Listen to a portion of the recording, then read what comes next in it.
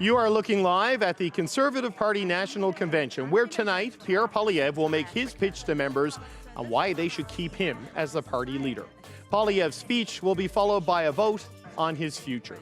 Hi there, this is a special edition of Power on Politics, live from the Conservative Convention.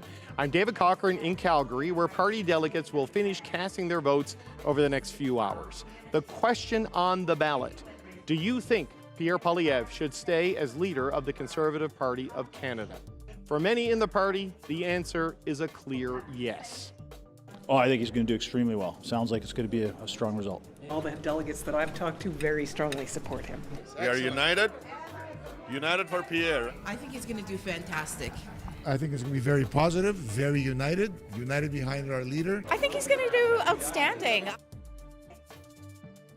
But it will all come down to that vote and what margin Poilievre lands. Will he clinch the resounding show of support that most in the party expect, or could he fall short of that clear endorsement?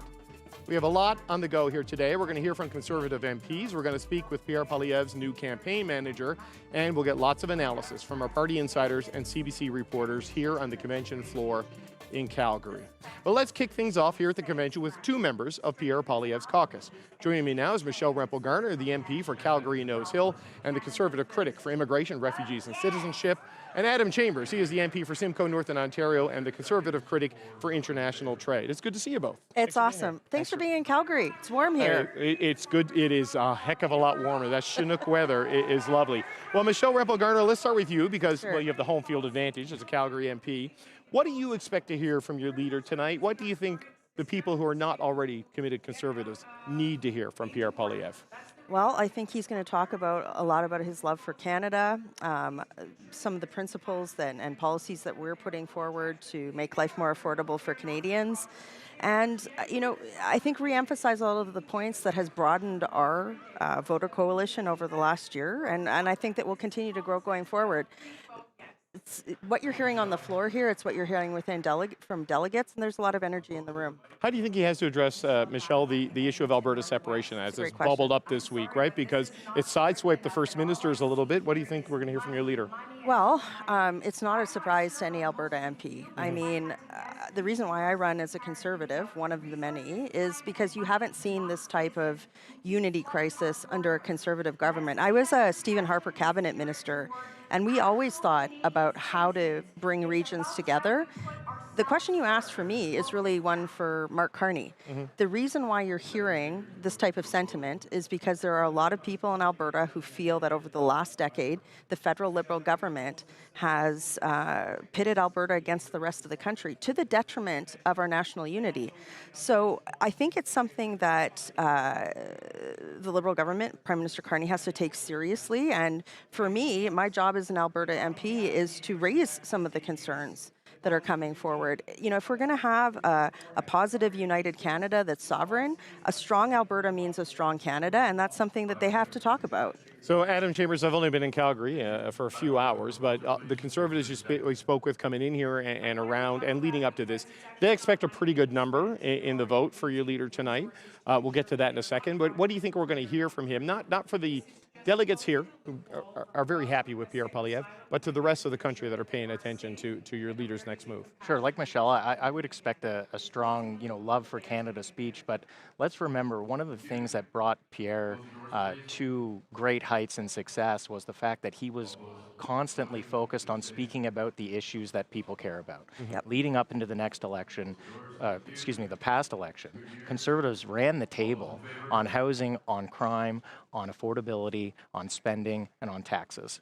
And that's the reason why we had been doing very, very well, and because we were speaking about those issues. Those were the issues that Pierre brought forward. I expect him to continue to focus on those issues that people care about, because that's the path to a winning election in the next time it comes. Look, there's no question of all the national leaders in Canada, he sees on that issue set first, foremost, and most profoundly, and for whatever reason, the Trudeau Liberals did not respond to it. But it's the Kearney Liberals now, and they are not as slow to react to it, whether you agree with the policy, but they are speaking about it, acknowledging they are slow. it.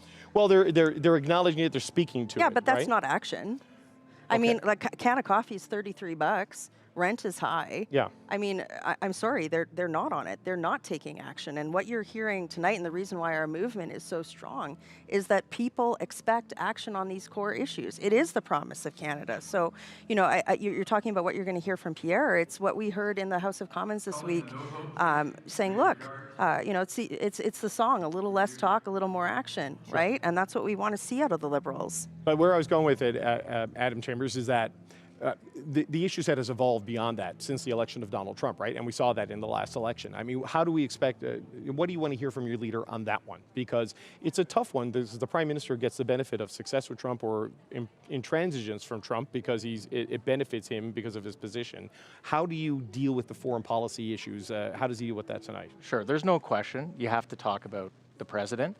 But I would say, if that's the only thing that we talk about as a country, we will be doing ourselves a disservice.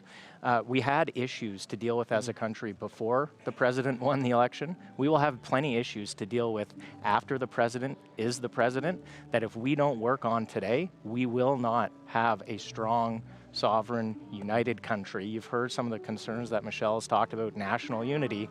You know, if we don't get housing right, if we don't get crime right, if we don't get the taxation system right, our country's going to be, it's going to be difficult to raise a family, to live affordably. You see young people leaving the country. There's been a number of high-profile stories of entrepreneurs, young individuals who've built a business, and where do they go? They go south.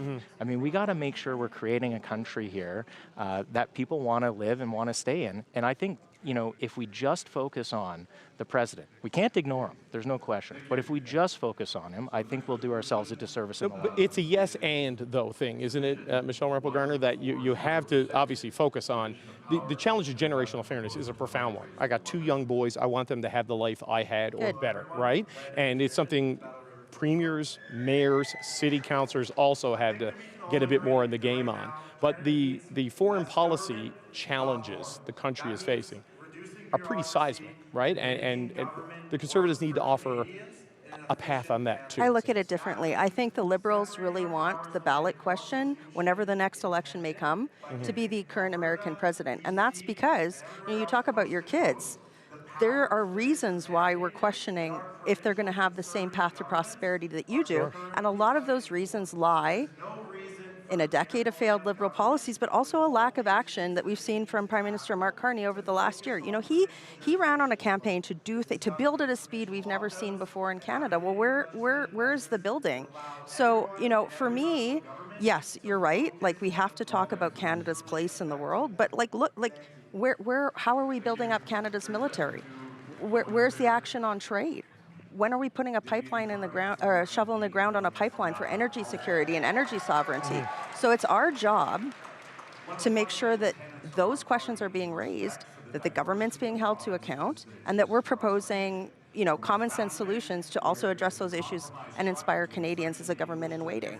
Right, well, I had R.J. Simpson, the Premier of Northwest Territories, on the show last night, and he was talking about these multi-billion-dollar procurement notices that have gone out on the Arctic security from the Department of National Defense. So even moving at a speed we haven't seen, those things are still not going to be lickety-split, right? Well, they need to be.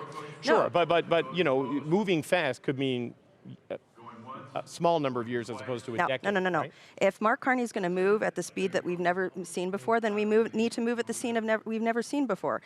This is about showing leadership, holding a cabinet to account, and actually moving, actually doing things, and just saying like, well, okay, it's still going to take many years. We don't have many years. Right. There has to be a sense of urgency that we're just not seeing out of that government. And again, like it's just not accepting the status quo. We took the Prime Minister at his word. You know, after the election, he said he wanted to move fast, and which is one of the reasons why we ended up supporting his bill that said they would fast track major projects. So, I mean, we've been here to help the government move fast. They have the tools to move fast, yet we haven't quite seen the results of that yet. So, you know, I think that's the message we'd say. Look, we're here to help you move fast, but you know, you're not actually doing it. I think it's our responsibility to mention, you know, where they're failing and how they can get things moving more quickly. Well, look, at the Conservative Convention, where the Conservative leader is going to make a speech before they vote on his future, I would like to talk about the Conservatives. All right. So, like, let's talk a little bit about, like, so Mr. Poilievre unquestionably, I think, has the overwhelming support of his party. the challenges lie beyond the committed Conservatives, right? And you've seen this in the public opinion polling. Ben Woodfinden, don't take my word for it, the communications director for Mr. Poilievre last time, wrote about this week, that there is a challenge there. There's a gap, and his negatives and his unfavorables are higher. So how do you overcome that, Michelle? Like, what does... People keep waiting for him to pivot. I don't think he will ever pivot, because this is who he is and this is what he believes. And I don't say that as a criticism. This is authentically Pierre Poilievre. Well, and he doesn't want to be a phony. I think there's a lot of people who, when they say the word pivot, they'd like to pivot. They'd like Mr. Poilievre to pivot away from issues like affordability. Or they want him to be someone different, right? Well, but I think when I listen to those voices and I hear the word pivot, it's typically somebody who has an extreme left-wing bias and would like to carry the water for the Liberal Party. I don't think that Pierre should make any apologies for standing up for the people that he ran under the leadership to support, which is, it's all Canadians, a love for this country, but also people who have been left behind on bread and butter issues, on unsafe streets, on the issue of immigration. And, you're sensing this sense of urgency in my voice because, I love this country. I love it so much. And we're facing so much pressure. And, sitting in the House of Commons and watching the inertia from the government, I think that one of Pierre's greatest strengths is being able to bust through that inertia, to speak to people who maybe don't have a rich lobby group, talking to bureaucrats in Ottawa, and that's why he has that support of people. So I think you're going to hear that similar sense of urgency from him, proposals to make life better for Canadians, and also a deep love for Canada. But there's no question he has a high conviction, but I think that's a positive, especially when he takes a few issues, like you mentioned before. If you focus the issue set on the things that people care about, I still believe that is the primary path to electoral success. It's through those things that people talk about at their dinner table, and he is very, very good at figuring out what those things are and then thinking about a policy prescription to deliver on them. But how do you overcome the challenges in the data? And this is, again, something that Ben Woodfinden wrote about this week, that on tone and whether he's the right type of Prime Minister for Canada, for the people who are not already committed Conservatives, there's a big gap there. That is a detriment for him. He pulls below the party in that way. And, Mark Carney leads there. What do you need to overcome that? Because that seems to be a big challenge between now and the next election, which will, in all likelihood, happen while Donald Trump is still in the White House. Adam, the data we're seeing, too, is that the Conservatives are neck and neck with the Liberals. No, the party is, but I'm talking about the leadership numbers. Well, but those two things are related, and the reason why they're related is that Pierre expanded our voter coalition on some of the issues that we're talking about. Look, I've been around for a hot minute. I know that you have to stay in touch with voters and respond in real time and be future focused, and that's something that, yes, absolutely, we're going to continue to do. But you talk about data, and a lot of time in these types of conversations, on these types of show, it's very ivory tower, it's very micro level stuff, and you can't discount the fact that there are people who want the issues that we're talking about to be put more into the forefront. And that's why the Liberals, great, they're stealing our policies, wonderful. But there's a reason why you talk about pivoting. Mark Carney pivots on the carbon tax, pivots on this, pivots on that, because I feel like our party and our leader does have their finger on that type of a pulse. And that's important. You can't be dismissed. But how do you overcome that gap? I appreciate the issue set. It's a good issue set, and the turnout election strategy you ran on last time, very close to winning, if not for the disruption of the great disruptor, right? But there is this persistent leadership gap between the Prime Minister right now and the opposition leader. What do you do there? Look, I think, I still believe, you get there through the issue set. But let's remember, if you look at the people in this room here, this would not have been a convention you would have seen 10 or 15 years ago for our party. It's younger, it's more diverse. I think there's a large group of voters in that pool that are still yet to be tapped into. That's a big group of people who I think you can mobilize and continue to speak to and grow your support within, that I believe for the first time ever, the Conservative Party has been polling consistently ahead of the Liberals in that younger coalition. So I think, and frankly, if you can drive voter turnout up in those areas, that gap is able to be overcome, and there's no question. Okay. Michelle Rempel-Garner, Adam Chambers, good to see you. Thank you for being here. We Thank you appreciate for coming the to time. Calgary. We're happy to be in Calgary. always a I lived pleasure to here be for on a the while CBC, when I was a teenager. Look, it's good to have you back on the CBC. It's good to be here live and alive, let's face it. Okay, we'll see you guys later. All right, in just a few hours, Pierre Poilievre will ask delegates at the party's convention to keep him in the top job. So take a listen to how some of those delegates are feeling about Poilievre's leadership. I'm supporting Mr. Poilievre. I think I would be surprised if he gets less than 90%. I think most people felt he gave it a good shot, but he deserves another chance. We've had a few leaderships over the last few years, and I think it's time for us to put ourselves behind one person and move forward. I have faith in him. I think that he can make it work. So I'm excited. I'm hopeful. I think that this is going to be the opportunity that we need to show that we are a strong, united front and win the next election. I actually got to meet him last weekend, and he's normal. He's a true Canadian, and I think that's where the heart should be, is with our country. All right, I just got to Calgary today, but the CBC's Kate McKenna has been here for a while, and she joins me now from the convention floor. So, Kate, you've got a head start. You've been talking to a lot of people. What are you hearing from Conservatives ahead of Poilievre's speech tonight?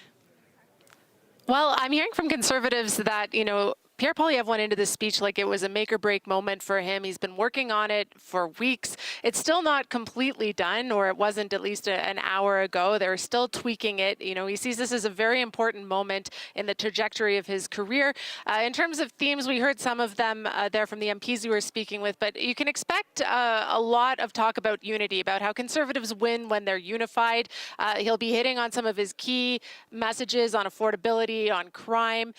He'll also be talking more about geopolitics. A Conservative spokesperson told me, he's going to wade into the U.S.-Canada relationship question. That's something that a lot of Conservatives believed was the reason why he ended up losing the last federal election.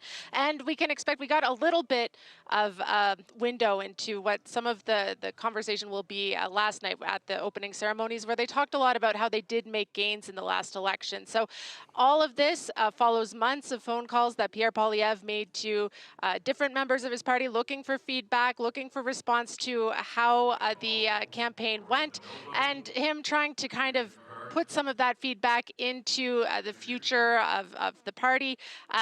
We have begun to see a slightly different tone, a more cooperative approach when it comes to Parliament. They said last week he sent a letter to the Prime Minister where he said he would work with them on particular things. He put out a very long and detailed approach following Mark Carney's Davos speech, where he kind of took aim at those issues in a very measured way, or so say party organizers. So expect to see that Pierre Poilievre tonight. But also, this speech is not only going to be listened to by the people in this room, it's also going to be listened to for Conservatives who chose to stay home. Now, this room, and I'm sure we'll talk about this, is largely supportive of Pierre Poilievre. They were motivated to come out in Calgary in January to vote for him. But we do know some people who chose to stay home. They're sort of like, it was put to me, quiet quitting. So will this speech be sufficient to bring them back into the tent? For Conservatives to win, they need that unity, and so we'll be watching for that. Okay, so Kay, let's look ahead to the vote. What are we expecting on that front? We were looking back through history at where leaders got in different leadership reviews. Well, what are you expecting from the vote based on the conversations you've had?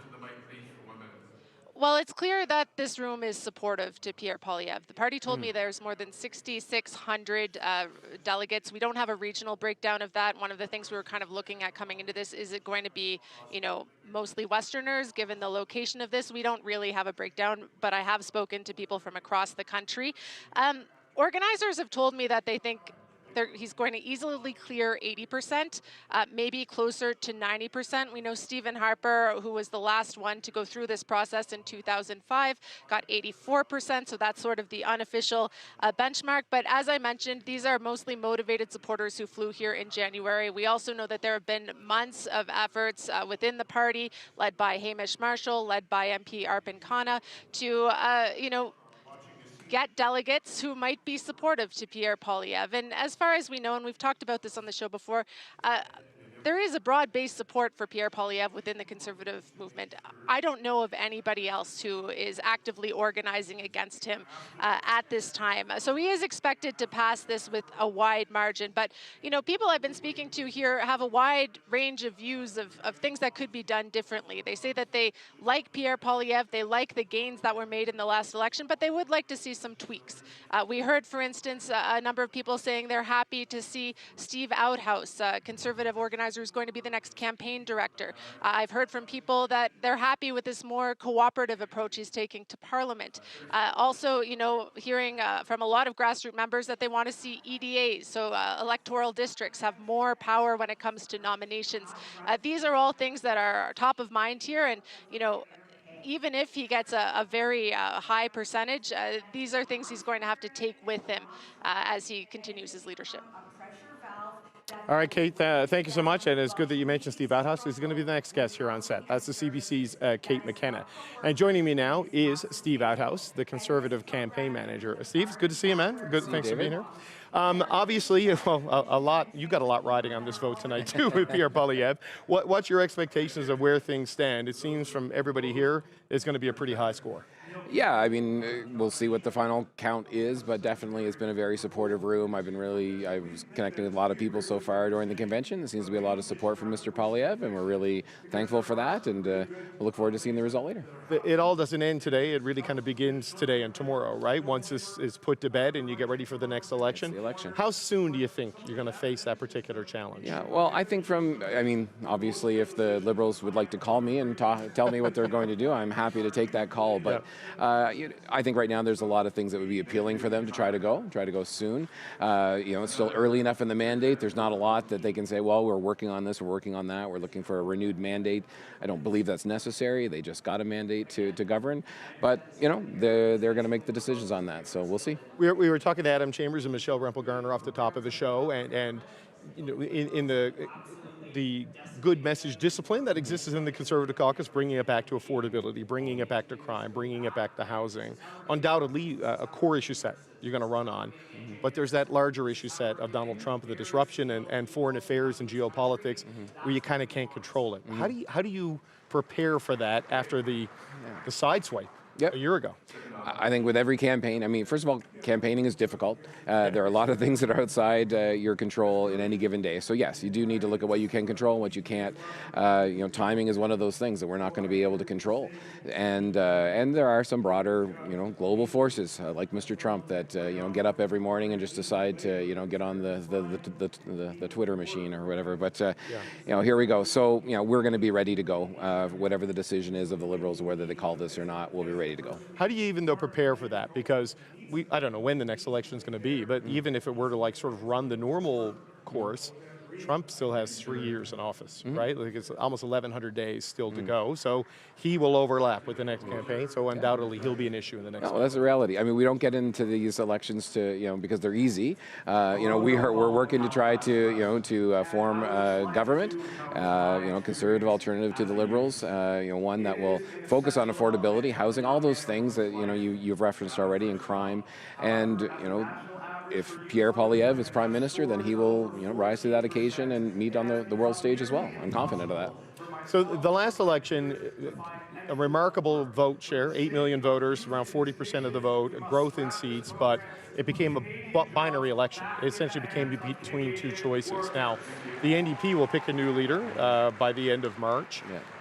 Where do you need the New Democrats to be before this next election happens? Because that vote split was killer for you guys last time. Definitely. It changed the game, and I think there's been a lot of debate on both sides of this issue. Are we now in a world where it is a two-party system in Canada, or will there be more of these more traditional splits? I don't know the answer to that. I don't know if anyone does, especially until we see a new leader come in and what direction they set out. So we're not going to create a strategy that's going to say we're going to depend on the NDP to do this. We're going to, cast our own vision and set our own agenda and ask for people's support and to form a government after the next election. So if it does remain this sort of two-party dynamic, and certainly the most recent public opinion polls would suggest that's where it is, the leader-to-leader comparison becomes extra important. And one of the challenges for Mr. Poilievre is that outside of the Conservative base, there's likability challenges and favorability challenges. Do you have to address that? How do you begin to address that? Because, look, people come on shows like mine and say he needs to pivot, he needs to change. His authenticity, I think, is one of the things he leans on and wouldn't necessarily want to try to campaign as someone he isn't. So how do you change the public reception to that while staying true to the guy you want to be Prime Minister? Yeah, I mean, I think you've put that well. When our opponents are often encouraging us to change, what they want us to do is to lose, and they want us to change and pivot away from issues where we are strong and issues that resonate with a lot of voters. They want us to get onto their territory. They want us to do what they do. They want us to package our leader in a way that's inauthentic, and voters react to authenticity or inauthenticity in a lot stronger way than I think maybe even, whether it's someone that they, feel a certain way about or not. So, in fact, it often drives the way they feel about those candidates. So for us, we're going to continue to be authentic. Pierre Poilievre's a fighter. I think we can lean into that. He's fighting for you. He's fighting for Canada. He's fighting for these issues that are important. Now, can we highlight other facets of his personality? Absolutely. I mean, this is a man with a family, his sense of humor. I think there's a lot of other things that we can share, and we can certainly be refining our message. We do all the time. But when it comes to this, magic word of pivot and change, often what people are telling us to do is, stop staying in the areas where you're strong. Well, there's been that laser focus on those issues, right? Of, housing crime, affordability, and whatnot. But I don't know of a time, Steve, where geopolitics has just driven domestic politics so much. It's like post 9/11, maybe the global economic crisis, but we're in one of those moments. So this is not something Mr. Poilievre focuses on as a core thing, right? And it's certainly where Mark Carney is very comfortable.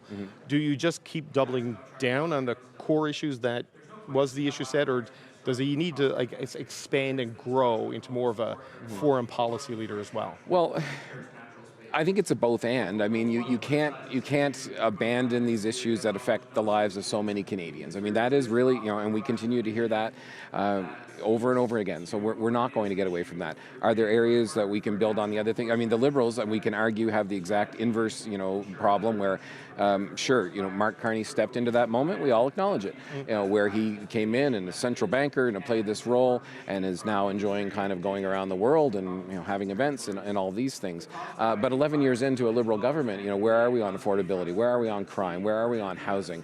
So of course, their desire is to keep the focus on that. We're focusing on here. Now both sides have to kind of round out their weaknesses, and I think it's going to be an interesting campaign whenever it happens. It doesn't seem to me that the Liberals under Carney will cede those issues as easily as sort of the end days of the Trudeau regime, the Trudeau leadership kind of did, right? Like there's more engagement there. Whether their policies are effective or not, I'm not making that case, but they're not going to abandon it like they do play on that field. Like, how does that change the dynamic? Well, that's to be seen. I mean, you're right. There's certainly been, there was an event or an announcement, I think, earlier this week, but all these things, there's been no results that people are feeling yet at, in their bank account or in their pocketbook. And that's why I do think that the tendency for the Liberals would be to go earlier, because right now they can say, well, we have an MOU with Alberta, so, there could be a pipeline, but there's not a pipeline yet, so you can kind of play both sides of that.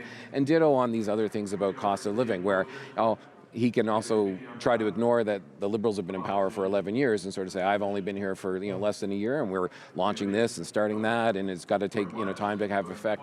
So I think that's probably why it is tempting for them to go right now, is before that accountability can come about. Throughout the last couple of months, this is the final point, there's been a couple of defections, and clearly there's some pitching and catching going on.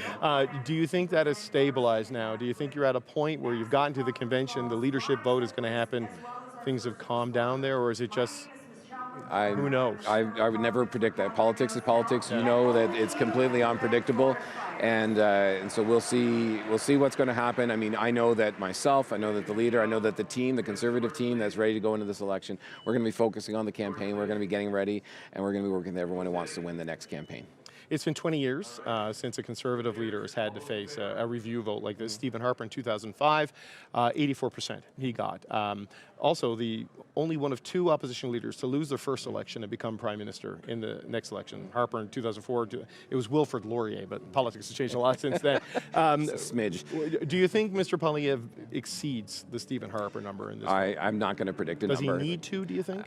To me, as long as we have a solid mandate coming out of this, which I believe we'll achieve, then I'm totally comfortable with us moving forward and focusing on the election ahead. Okay, well, Steve Outhouse, always good to see you, man. Thanks, I David. appreciate Good you to see being you here today. Steve Outhouse, Pierre Poilievre's campaign manager for the election, whenever that will be. Well, look, the other parties are going to be watching closely both Poilievre's speech and the vote on his leadership. Coming up, how tonight will shape what happens on Parliament Hill in the weeks to come. We got a party insider standing by, as well as the CBC's chief political correspondent, Rosemary Barton. Stay tuned.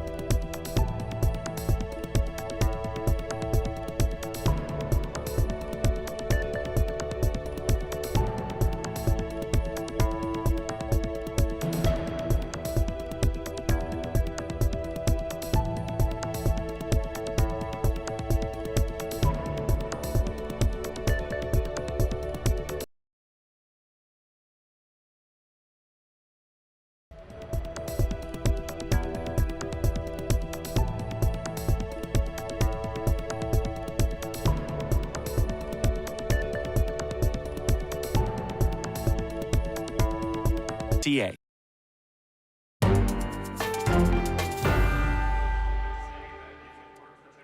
Welcome back to Power and Politics. We are live from Calgary at the Conservative Party convention, where Pierre Poilievre will ask delegates tonight to give him a second chance. Here's a reminder of how we got here. We have a new leader, Pierre Poilievre and Anna Poilievre. Pierre Poilievre ran for the Conservative leadership in 2022, winning by a landslide on the first ballot. The Conservatives saw a surge in support with Poilievre at the helm. Less than a year after he became leader, Poilievre had climbed to a 10-point lead over Justin Trudeau in the polls. Who's ready to axe the carbon tax?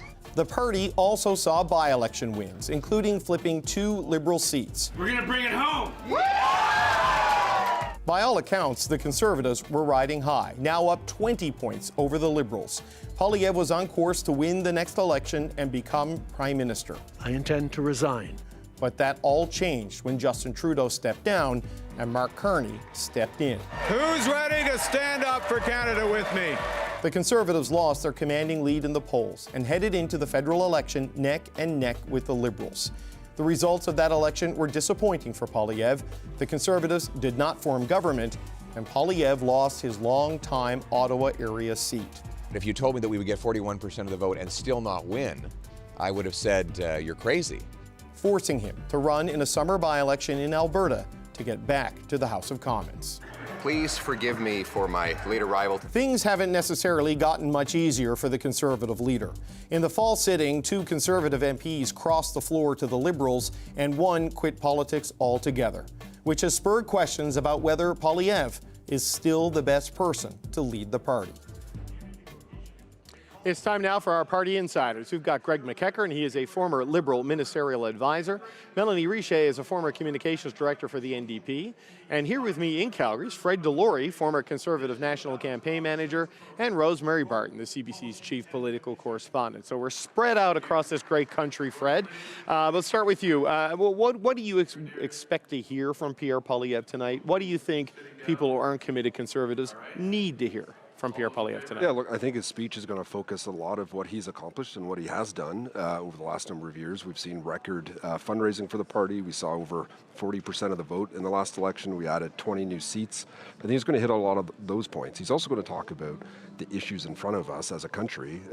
This is what I would expect him to talk about, is diversifying our trade and getting our resources to market, the type of things that, every Canadian wants to see right now. And I think he's going to be focusing on that. It's what I'm hoping to be hearing tonight as well as a delegate and as someone who will be voting later. Those are the type of things. The crowd, that I can say, being here for the last couple of days, it seems to be very solid support for him. Yeah. I'm not seeing any kind of crack in that at all. Yeah, and Fred mentioned the fundraising, Rose. I should have mentioned that earlier. $48 million, I think they raised in 2025. I mean, that's an amazing amount of cash, and they have enough money to spend the maximum right now if an election were called. So, but that's a Steve Outhouse problem. So, Rosie, let's look ahead to the speech. I mean, Fred outlined what his expectations are. What do we hear, and what do you think we're going to hear from the leader tonight? Yeah, I mean, I think Fred is right. I think it'll be talk about unity within the party, within the caucus, which we know obviously has had some strain before the Christmas holidays, and unity within the country, because that is sort of the issue set that we're dealing with over the past couple of weeks. I think where things get a little more complicated and challenging for Mr. Poilievre is delivering a message to the people in this room, delegates who are going to vote, and making sure that they feel motivated and encouraged, versus, someone who's at home on a Friday night tuning into a speech. I don't know if that's going to be 1 million people, but lots of people will be watching it online and what have you. Yeah. And how do you speak to the broader public? Because that, as we know, is the problem, is that there are questions now about whether the Conservatives have hit a ceiling. And if they have, then where did the rest of that support come from? So I would expect also to see some outreach to people who aren't Conservatives tonight in some way. I really see it almost as a way to turn the page, maybe not reintroduce himself to Canadians, but just remind Canadians what he cares about, what he's good at, and why he thinks he deserves a second chance broadly, not just within the party. So Greg, I don't know how many people will be watching this tonight, but they'll read about it, they'll see it, the clips will be shared on social media and all be framed in a way. So set aside your Liberal partisanship for a second. What do you think the Conservatives hope the headline is coming out of this, that the thing that grabs the most attention from Mr. Poilievre's speech? If I was advising the Conservatives on this, you'd want a headline around how Pierre Poilievre is also ready to meet the moment, the way that people feel that Prime Minister Carney has. And the way that we saw this week, a lot of the premiers, I'd say the majority of them, a couple of them are late to get on the bandwagon, but I think a success would be some sort of coverage where the Conservative leader is showing that he is concerned about the same things that Canadians are concerned about, and those things are the same reasons why Canadians seem to be, according to polls, more and more inclined to support Mark Carney. And even though they're recent, there's a couple of polls where we've been able to say that Carney polls well ahead of Poilievre, but the parties are very close. Well, there's been a couple of polls lately that show that that may not be true. Demographically, that the youth were supporting Poilievre, a couple of polls that show that that may not be true. So I think the big thing for them is that they're not going to want to give anyone the satisfaction of saying he pivoted or he's done this. But they just want to seem, like I heard Jared Deltel say today, we are the government in waiting. And that kind of struck me a little bit. I'm like, yes, because you're the official opposition, but not the way that I think you were perceived to be, the Conservatives were perceived to be in 2024 because of polling. So they don't want to show that they're pivoting, but they want to show that this is a leader that's able to meet the moment. So, Mel, like the pivot thing is almost exhausted at this point, right? But is it an evolution? Is it an expansion of priorities? Is it growth in some way? Because we get the safety, the crime, the affordability, the housing issues. Where do you think Mr. Poilievre needs to go to move it beyond the people here in Calgary? Yeah, we get the slogans. We've been getting the slogans for a while, but we don't necessarily get the what then. I think if I was obviously in the room today, I'd be looking for a little bit of soul searching, not just the things that have gone well, but the lessons learned. I don't know that we'll see that tonight, but lessons learned of why didn't the campaign happen the way that they hoped it did. And it can't, just be solely blaming other folks, but really taking a look at what didn't work and what they're going to be doing differently heading into the next election. I would also see, I think one of the things that Rosemary talked about over the how do we talk to the folks in the room, so the partisans, your members, and how do you talk to the rest of Canadians. What we've seen from Pierre Poilievre over the last few months is a really focused message on the folks in the room, which has, I think, pushed even further away the rest of the electorate that's looking at which party I want to set my vote with. So I would hope, if I was in the room, to see how you're doing that outreach to that regular population, that general population. But more than that, I'm also trying to figure out what is it then that we're doing. We haven't really heard from Pierre Poilievre what his proposition is, what his plan is. He's opposing some of the things that Mark Carney's doing without really explaining why he's opposing, because a lot of the things that he's doing seem to be stuff that for the most part they agree with. So it's, just to oppose, I don't think is working right now. I don't know that they figured out what their thing is, what their narrative is. And if I was in the room today and I would want, Pierre Poilievre to stay on, I'd really hope to see him tackle that. Tell us what it is that we're doing. What are we working towards in the next few months? Because this is his people that are going to be helping him deliver that. So that's what I would be hoping to see in a speech. So Fred, on that, there's 2,600 delegates, I think, here at the convention. And the styled approach, the way Mr. Poilievre conducts politics is very popular with the people inside the Conservative movement. So the pivot call, he is who he is. His authenticity is one of his political strengths with that particular movement. How does he broaden the appeal, overcome some of the negative personal numbers without looking like he's doing an inauthentic shift and kind of disappointing the people who are here with them through it all? Yeah, pivot is a very strong word. That's a big shift in direction when you're doing that. What he needs to do is go in the right direction, start moving there in certain ways on what is the issues of the day. When it comes to affordability and crime and housing, he was crushing those issues and way up in the polls when those were the issue sets, and his tone and all that was working for him then. Trump entered the conversation and shifted the whole game, and they did not address that properly going into the last campaign. And if you go back to the last campaign, throughout that, the beginning of it, Carney was doing very, very well on it and was heading to a massive majority. And then for the last 10 days, that fell off. And people weren't talking about Trump. Poilievre was back on his message, and on election day, there was a lot of seats that Conservatives would have won if not for the advanced polls that the Liberals cleaned up in. Right. So it's not like a massive change needs to happen. They need to figure out what is the right approach, what is the right words and messages to focus on related to Trump and the geopolitical situation we're in now. But the issues that, Rosie, has changed even since the last election, right, is the challenge. And so much of Mr. Poilievre's appeal with younger voters who don't have houses and don't have permanent jobs was as a disruptor. And now the biggest disruptor on the planet is the most powerful man in the world, and it makes disruption less appealing maybe than it was a year ago, right? Yeah. So how do you evolve? I think the other problem is that Mr. Carney and the government are talking more about some of the issues or borrowing some of the ideas from the Yeah, Conservatives. they haven't seeded right? the playing field like Trudeau did. Right. No, and I'm not saying that they've actually accomplished things, but they've put things on the table, whether it be the GST rebate, bail reform. So they are sort of starting to eat the lunch of what is out there and is sort of traditionally a conservative argument. I think the other problem for Mr. Poilievre tonight and going forward is, yes, he has to position the Conservative Party in relation to Donald Trump, but he can't be seen to be undermining the Prime Minister. Right. And we've seen in the past couple of weeks a real reticence by him to criticize the Prime Minister when it comes to that. The Davos speech is the most obvious example. But how tonight does he lean into the things that he believes the Liberals are not delivering on, hold them to account, and at the same time not weaken the country's position in a critical moment? Because I don't think there's a lot of appetite for that in this time. And if anything, I think we are sort of back to where we started in terms of where we were last year versus this year. Like, we're kind of back to a point again where people are looking at Mr. Carney as a capable person who is well known on the world stage and believes that he can handle Donald Trump. To me, that is a really difficult place for the Conservatives. And I agree. I don't think that they've really figured that part out yet. No, I mean, and it changes daily, right? That's right. I mean, Greg, this is one of the challenges, right? That Donald Trump can say and do anything at any particular moment. He's, threatening terrorists, sanctioning jets, doing whatever.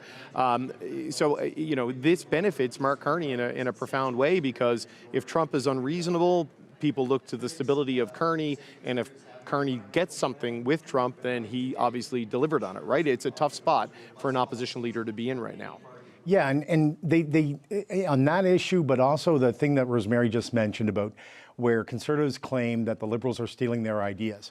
Well, the problem with that, if that is true, then why are you always opposing for the sake of opposing? So at some point, you want to, say that, well, that's great that the government has done this, but that's our football that they carried across the line. As for Trump, you're absolutely right, but we see, I see differing reactions. He pulled out calling our Prime Minister governor again.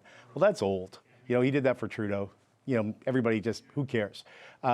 He recently on the China deal, that's a good deal, Trump says, but none of us believe that he's going to stay with that position, because we saw this before about the tariff ads. So nothing that they're doing, that the Conservatives are doing, seem to be helping them in terms of that Trump question. I mentioned, I think it was last week, about when Poilievre put out the tweet embracing what Trump did in Venezuela.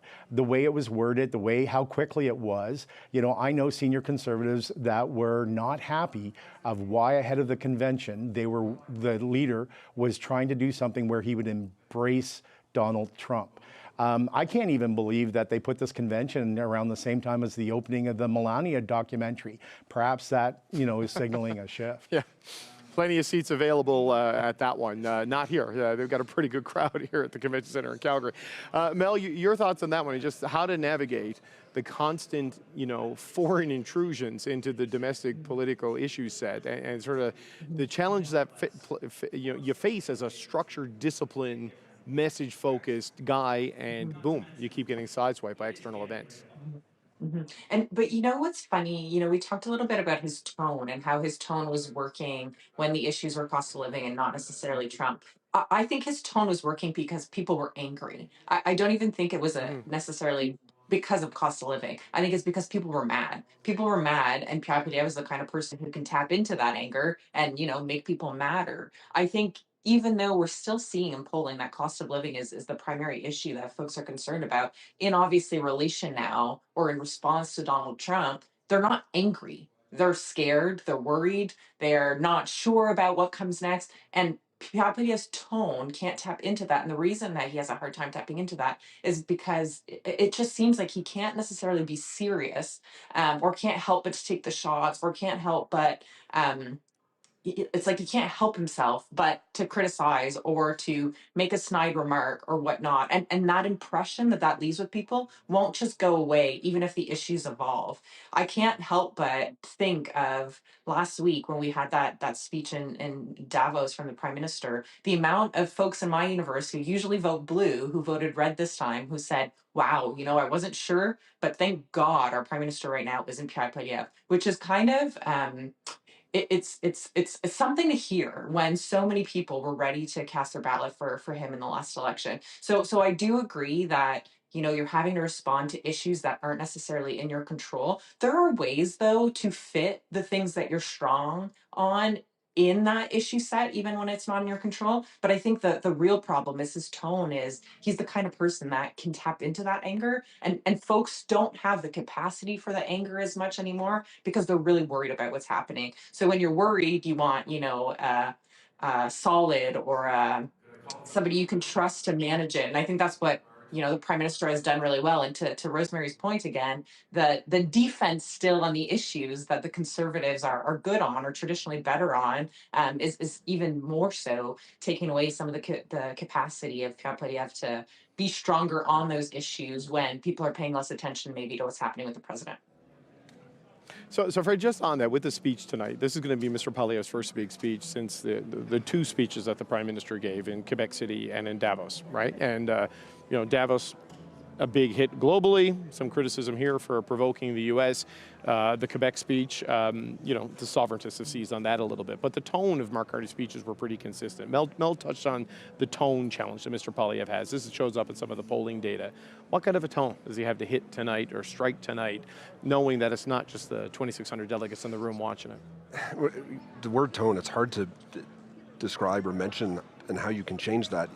Poilievre's had the same tone for 20 years. Yeah. He's not going to come out here tonight and That's sound the like a problem. new person. We know what he's going to. Well, is it? I don't know. I don't mean going up 2 octaves and down 2 octaves. He didn't form government. He's 20 seats away from where the governing party is. Mm-hmm. This is a rocky, bumpy time we're in right now. I wouldn't just equate, we can say it's the tone why we're losing. Is that it? We changed tone and we're going to win? It's not like that. He does have that 40% that is fired up, that believes in him. He has to keep them fired up. He has to keep those people with him. So it is a delicate balance here. But again, what his speech is about tonight is going to be about this room. It's going to be the people in here who are casting a ballot after he speaks. It's about him keeping the job as leader of the party.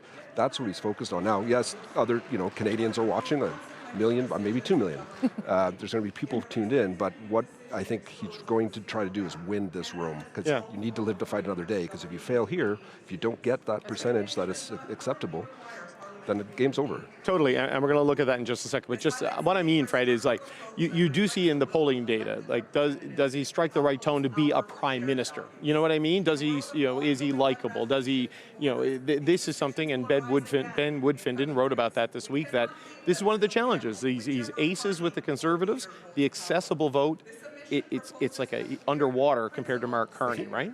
The tone is tricky. I think it's the message and what the issue set is and what he's talking about. I think he needs to talk more. He looked like a statesman last week when he came out with that video in response to Carney's Davos. It's not so much the tone. He could be fired up and talk this way he talks. It's the message and what he's talking about. Right. Okay. Well, look, as Fred said, before Pierre Poilievre gets to make his next pitch to Canadians in the general election, he's got to win over everybody here. He's expected to easily achieve the 50% plus one required to stay on as Conservative leader, but what everyone is watching for is how much he'll win by. Former Alberta Premier Jason Kenney faced his own leadership review in 2022. He won 51.4% of the vote, just enough to remain leader of the United Conservative Party, but still he stepped down, saying the support was not adequate. I have informed the president of the party of my intention to step down as leader of the United Conservative Party. Let's go back further in history to 1983, when Joe Clark was leader of the Progressive Conservative Party. He received 66.9% support in his leadership review. For Clark, it wasn't enough, and he resigned. John Turner retained his leadership of the federal Liberals in 1986 after getting 76.3% of the vote. He would later lose a second straight election to Brian Mulroney and the PCs. Before becoming Prime Minister, Stephen Harper faced his one and only leadership review as Conservative leader in 2005. He was backed by 84% of the party delegates, a strong endorsement that would pave a path to power the following year. And then there's current Alberta Premier Danielle Smith, whose leadership of the United Conservative Party was tested in 2024. She received an overwhelming 91.5% of the vote. Our Conservative movement is stronger than it's ever been. Then there's leaders like former BC Conservative leader John Rustad. He secured 71% of his party support in a review last fall, but was pushed out of the party less than 3 months later. So while the rules may say you need 50% plus one to stay on, in reality, the number needs to be much higher, and the results may vary. Okay, so Rosie, this is the first time a federal Conservative leader has faced one of these votes since Stephen Harper in 2005. He got 84% after losing the election and went on to win the next election. Which, as you said previously, hasn't only happened one other time. Yeah, and that was Wilfrid Laurier in 1896 against Sir Johnny MacDonald. So Laurier, Harper, great legendary prime minister. The issue set has changed fairly dramatically. Well, where do you think Pierre Poilievre needs to be here, right? Because the John Rustad example is another one where you win the review, but then problems persist and it doesn't last. Obviously, he's hoping for more of a Harper outcome. What's the number we're looking for tonight? Yeah, I'm not going to give a number. That's not my job. But, and no Conservative that I'm talking to would publicly give a number either. But the Harper number is a good gauge, I think, of where kind of the benchmark? Yeah, maybe, of where you want to be in order to come out of this with some momentum and a real clear mandate that you are still the leader. I think the context, though, as we've talked about before, is different. It's not just an election loss. It's a riding, your own riding loss. It's losing 2 MPs to the Liberals. It's continuing to have those dismal personal popularity numbers in public opinion polls. So it's a little more complicated, I think, than what it was for Stephen Harper. At the same time, I've been talking to a lot of people since we got here. There are a lot of people in the room who don't like the idea of not giving someone a second chance. They've done that twice before here with Andrew Scheer and Erin O'Toole. It didn't get them very far. So there are people here who believe that this needs to be a building process. And I think the other thing to remember, too, is for sure, Mr. Poilievre could change his style, his tone, whatever. The other thing that can happen here is that Mark Carney fails, right? That he fails not just with Donald Trump, but that he fails in delivering promises, that he doesn't live up to the high expectations and ambitions that he himself has put in the window for Canadians. And as time goes on, we will see some failures, right? That is going to happen inevitably. And that then becomes a lot easier for Pierre Poilievre to get a foot in the door and start to push back against the Liberals. The problem is that that's going to take some time. He will need some time. And, there's lots of buzz here, too. Conservatives very worried that there's going to be an election sooner than they would like. I don't think that's a real threat, but people are thinking about that part, too. Well, worried about an election, and as one Conservative described to me, living under the psychological warfare of all the defection of floor-crossing rumors, of just the mental torture, Greg, they have to deal with as you and all the other Liberals are out trying to recruit Conservatives to cross the floor. But, Greg, Rosie won't give me a number. Do you think, it needs to be above the 84 that Stephen Harper got? Do you think it needs to start with a 9? If it starts with a 7, it's a whole different conversation. But where do you think things need to be for Mr. Poilievre when the numbers come out? In that video clip, I was thinking there was a Liberal leader in Nova Scotia in the late 80s, Vince McLean, that had a, low 50s, wanted to stay on. You could feel in the room that at that point that, the party, even if perhaps if they voted for him, didn't agree. Ontario, look at, the leadership reviews of Bonnie Crombie and Merritt Stiles, that it really wasn't about the number. I hate to say the word vibe, but it was more about the vibe. I think that, if you look at this leadership review, this convention as an incubator, it's the best incubator for winning strongly on this leadership review that the party could have given Poilievre. They moved it from Ontario to Alberta. It's the same time Doug Ford is having his convention. I talked to a Conservative friend who's former candidate. He is not in Alberta. He's from Ontario. He's going to the PC one here. the delegates were chosen the way they were chosen. So, the expectation is that there's going to be a strong number, and the Conservatives have to be very careful if it is a strong number. I would expect that it'd have to be, 86% or over. But if they start to crow about it, the reality is it's like choosing valedictorian for a homeschool, or picking Employee of the Month when the category was Conservative Leader federally in Canada. This has been set up the best that they can do to make sure he survives. And Rosemary makes a good point. Giving someone a second chance may be a big part of the consideration here. But, I know that there are people that want him to stay on as leader, but don't like the way that he and his people treated other people, their approach, their tone, their language. I think of Jenny Byrne going after former leader Aaron O'Toole for being complimentary about a Liberal cabinet minister. I know a lot of Conservatives that think that that is done, but they're scared. They don't necessarily want to get rid of the leader, but they're scared that he's not going to make those changes. And look, as a Liberal, I sat here in the fall of 2024, and throughout that year being told that, ads were coming that didn't actually come. So after a certain period of time, I understand how the rank and file can get frustrated. The other thing, David, tonight's vote, people have been talking speculation about an election.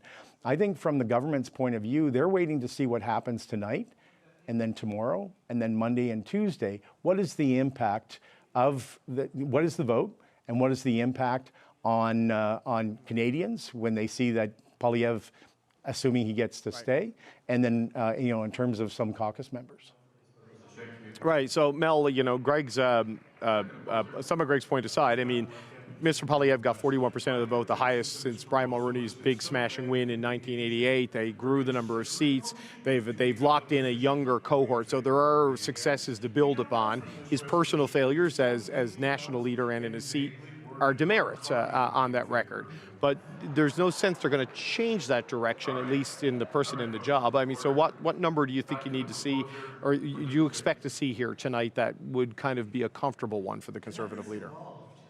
Right. So based on everything that you've just said, David, is basically what we've heard from the Conservatives since the election. We were so good. We did everything right. This wasn't our fault. When you talked about the two MPs that crossed the floor, they were traitors. That's nothing to do with my leadership style. So to me, you got to get a really, really good result because you guys are obviously so awesome. So if you've stacked the room and despite, how everything went so well, if you don't get anything above 85, I would even say 90s. I think that's you've got to ask yourself some questions, because if things are going so well and the result is below that, that doesn't paint the same story to me. Right. Okay, so Fred, I'm going to probably give you the last word on this. What's your number? What do you think the number needs to be? I want a decibel point from you, buddy. And I will give it to you in a moment, but I just want to correct something Greg said about how this was set up. The Ontario PC convention was announced after the Conservative convention. They did move it here, though, and move it up, sure. Right? Yeah. It was, you want to have the vote as soon as you can, right? So after an election, if they let this hang for another 6 months or a year, that's problematic. So it made sense to have it here. It's also the largest convention in Conservative Party history this year. People came. People are still here, so I think that argument's a wash. Now, my wife couldn't come; she's at the Ontario PC convention this year, but it is what it is. So your household is divided. We are divided. We are divided. That's my takeaway from this. Walked into that, but on the number front, look, I think I will give a number where I think it should be over 80. I think that's what I'm hearing. I think 80 is the absolute floor, is it not? Well, that's what you're asking. Floor. That's what you're asking, right? Right, but like 80, isn't there? If it's 80. Isn't there a conversation if it's with just who? No, I think look. I think the most important thing is, and Greg alluded to this too. A lot of leadership reviews, when it happens, what do they say right away? A lot of these people go and talk and huddle with their team for 5 or 6 hours and come out with some kind of wishy-washy message they're staying on.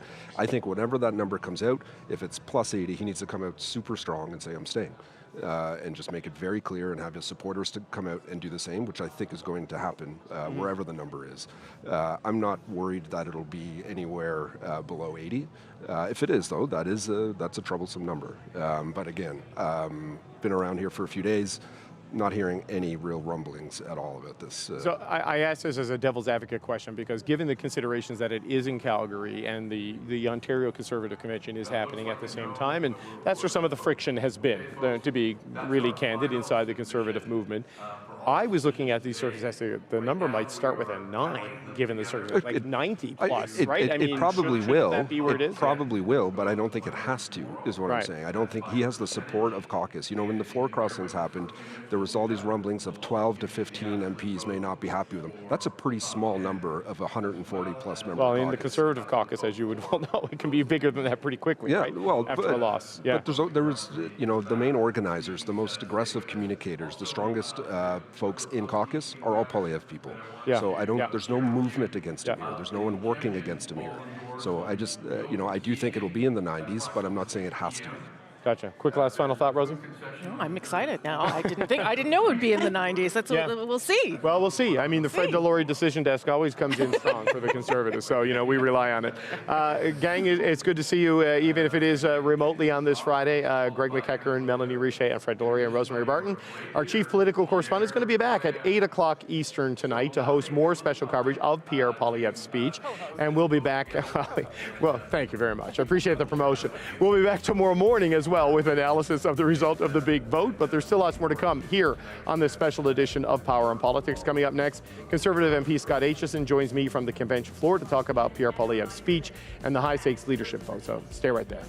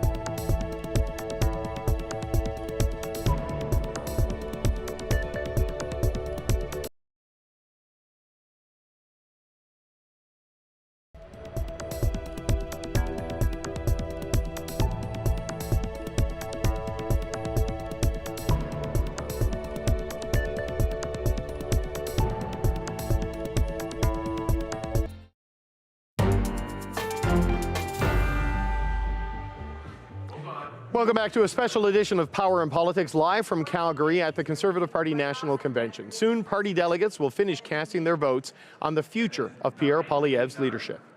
Very united behind our leader, ready to form government whenever that time comes. The leader's going to do fantastic. We'll stay united. Why is that important for the party? Because there's been people trying to divide us and mischaracterize our leader. Pierre's going to get a great result from all of the delegates that I've spoken to. They're looking forward to supporting him. I don't think we change a whole lot. I think it's we just want to get this vote over with tonight and get a speech that energizes our team and our members, and then let's move on. He's the best leader we've had in a very long time. Our approach to the United States and how we're going to manage that, and I think that's the next step that we have to do. Well, later tonight, Pierre Poilievre will address the party, making his final pitch to members to stay on as leader before that vote.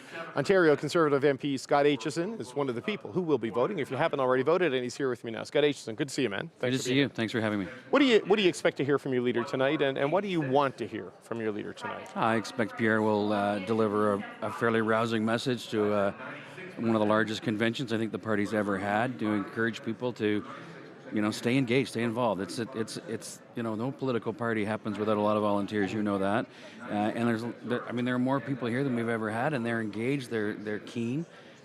I think he's going to give a pretty rousing speech about what we have to do next and how we have to, keep going, because there's a lot of people that voted for Pierre and voted for our team, who heard a really hopeful message and need that hope, and so we can't let them down. There's the people here and the people in the party.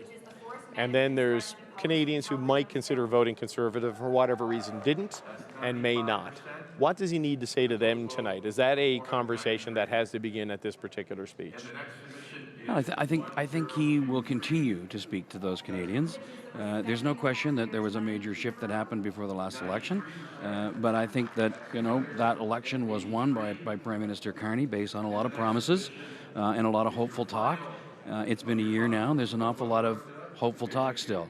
And so there are lots of Canadians who are still struggling to put food on the table. There's still a lot of Canadians who dream of owning a house that aren't any closer to that.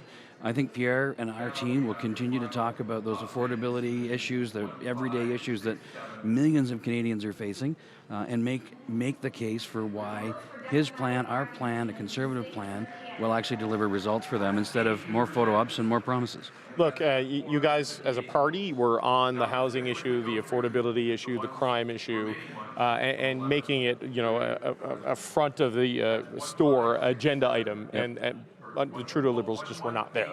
But the issue set has evolved even beyond that, right? I mean, that got you to a really strong second place finish last time. Yep. But Trump is still going to be there, it seems, before the next election, because he's got 3 years left in his presidency.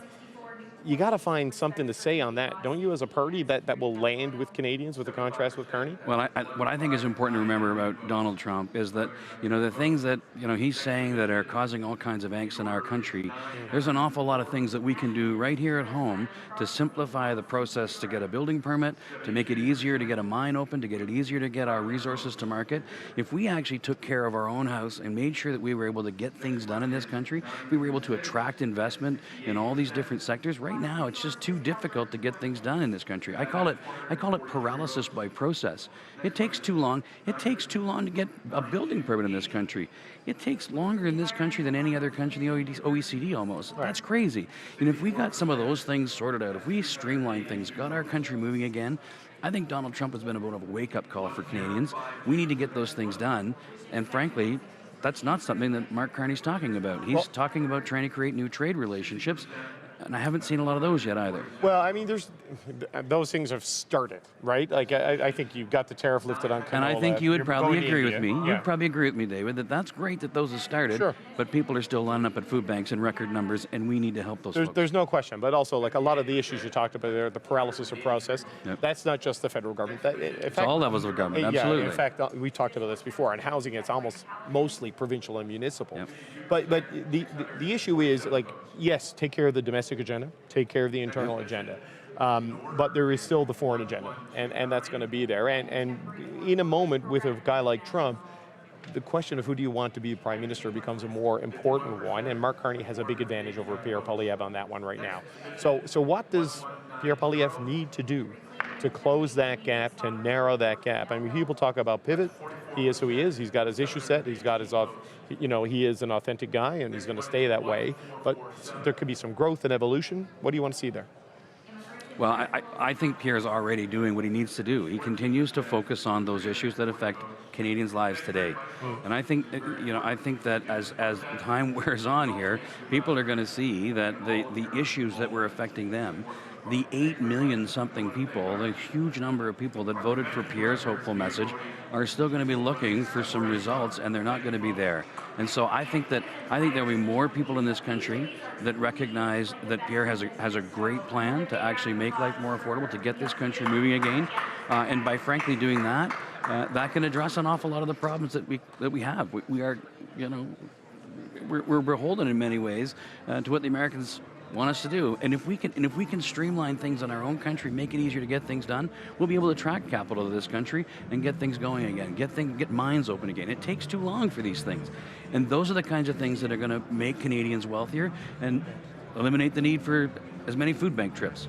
But on some of the issues like housing, just to go back on that, because I know this is you were the critic on this, and this is something we've talked about many times. I know those challenges won't be solved by any prime minister in the course of one term, because you look at certain things like in Windsor, Ontario, money put on the table by the federal government to build housing and build capacity and build infrastructure if you just change some bylaws, and they won't do it. They left money on the table, right? So how do you solve that? Windsor is a fantastic example.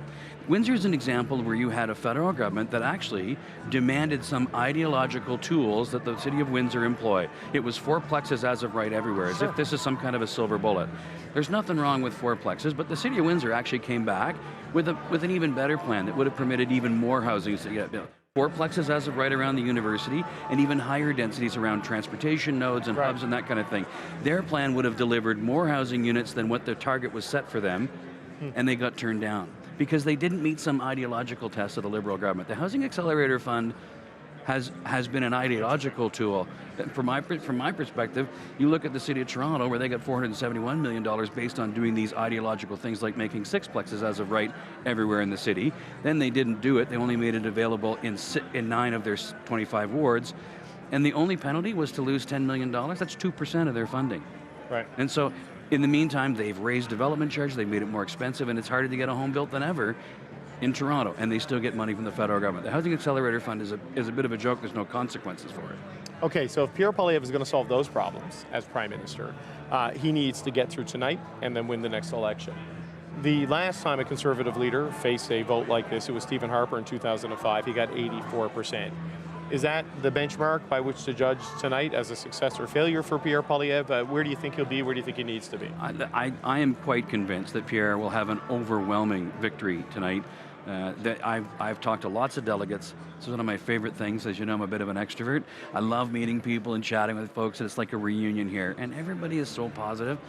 There's no doubt in my mind that Pierre is going to come away with this with an overwhelming victory. What's overwhelming? I know what it means in a dictionary. What does it mean in on a calculator? To me, it means you won't be questioning him anymore. You'll be like, that guy's impressive. That's overwhelming. Okay, so you're talking well over 80, maybe over 90. Is that what you think? I said overwhelming. It's going to overwhelm you, David. Okay, and listen, how quickly do you think we're going to be into an election? Because if you look at the polling data, there's a temptation there for the Liberals, and as they keep trying to poach people, I don't know if that's over. But how quickly do you think we might have a campaign? Well, listen, if there's a campaign, then it's the Liberals playing games. Pierre has made it very clear that we are ready to cooperate with this government on important measures that will actually help Canadians. We've talked very specifically about bail reform, about some crime bills. Right. We've said to them, let's move unanimous consent to move these forward. And then they shut things down. So they're trying to make it look like we're obstructing things. We're not obstructing important legislation that will actually get this country moving again and make people safer again. We want to work with them, and if they call an election, then it's not because we weren't trying to help them get important things done for Canadians. It's because they're playing political games, and I don't think Canadians can afford that. Scott Aitchison, Conservative MP, bit of a housing expert, or at least a housing buff. Appreciate your time, sir. Good to see you. Thanks. Yeah. All right, well, as we've been discussing, this is a critical night for Pierre Poilievre, whose leadership is on the ballot here. His caucus, though, like Scott Aitchison, they're not worried. Oh, I think he's going to do extremely well. I think the numbers are going to be very strong, very solid. Certainly talking to delegates yesterday, sounds like it's going to be a strong result. From Quebec, from Ontario, everywhere, coming together, gathering together, and express our view for the future of this party and the future of this country. We are strong. We are getting ready for the next election, whenever that is. And of course, I believe it will be under Pierre Poilievre.